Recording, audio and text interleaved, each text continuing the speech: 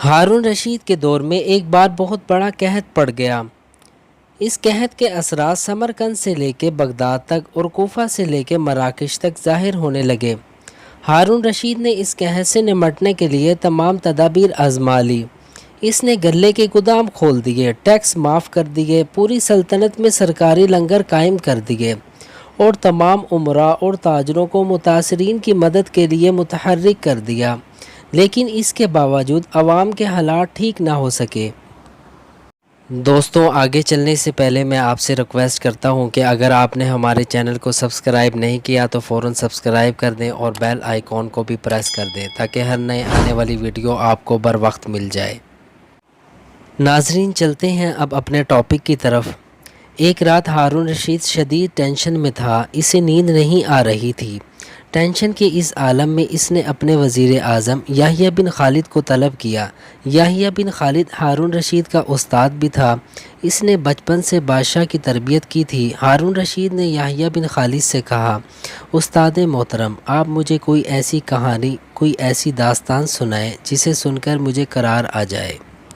یحییٰ بن خالد مسکرائے اور عرض کیا، بادشاہ سلامت، میں نے اللہ کے کسی نبی کی حیات طیبہ میں سے ایک داستان پڑھی تھی۔ داستان مقدر، قسمت اور اللہ کی رضا کی سب سے بڑی اور شاندار تشریح ہے۔ اگر آپ اجازت دیں تو وہ داستان آپ کے سامنے دہرا دوں۔ بادشاہ نے بے چینی سے فرمایا، یا استاد جی، فوراً فرمائیے۔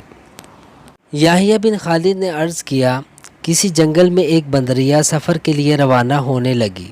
اس کا ایک بچہ تھا، وہ بچے کو ساتھ نہیں لے کر جانا چاہتی تھی۔ چنانچہ وہ شیر کے پاس گئی اور اس نے عرض کیا، جناب، آپ جنگل کے بادشاہ ہیں، میں سفر پر روانہ ہونے لگی ہوں اور میری خواہش ہے کہ آپ میرے بچے کی حفاظت اپنے ذمے لے لیں۔ شیر نے حامی بھر لی۔ بندریا نے اپنا بچہ شیر کے حوالے کر دیا۔ شیر نے بچے کو اپنے کاندھے پر بٹھا لیا۔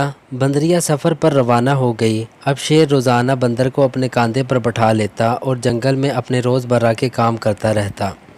ایک دن وہ جنگل میں گھوم رہا تھا کہ اچانک آسمان سے ایک چیل نے ڈائی لگائی، شیر کے قریب پہنچی، بندریا کا بچہ اٹھایا اور آسمان میں گم ہو گئی۔ شیر جنگل میں دوڑا بھاگا لیکن وہ چیل کو نہ پکڑ سکا۔ یحییٰ بن خالد رکا اور اس نے سانس لیا اور خلیفہ ہارون رشید سے عرض کیا، بادشاہ سلامت، چند دن بعد بندریا واپس آئی اور شیر سے اپنے بچے کا مطالبہ کر دیا۔ شیر نے شرمندگی سے جواب دیا، تمہارا بچہ تو چیل لے گئی ہے۔ بندریا کو غصہ آ گیا اور اس نے چلا کر کہا، تم کیسے بادشاہ ہو؟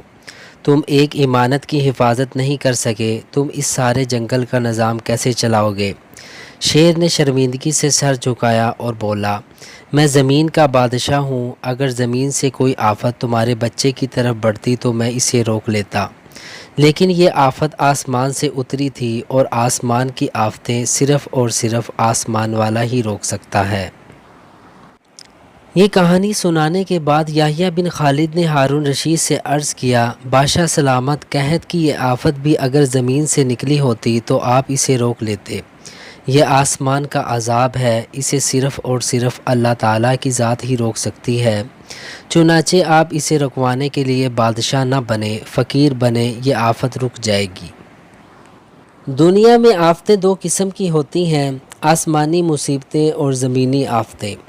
آسمانی آفت سے بچنے کے لیے اللہ تعالیٰ کا راضی ہونا بہت ضروری ہے، جبکہ زمینی آفت سے بچنے کے لیے انسانوں کا متحد ہونا، وسائل کا بھرپور استعمال اور حکمرانوں کا اخلاص درکار ہوتا ہے۔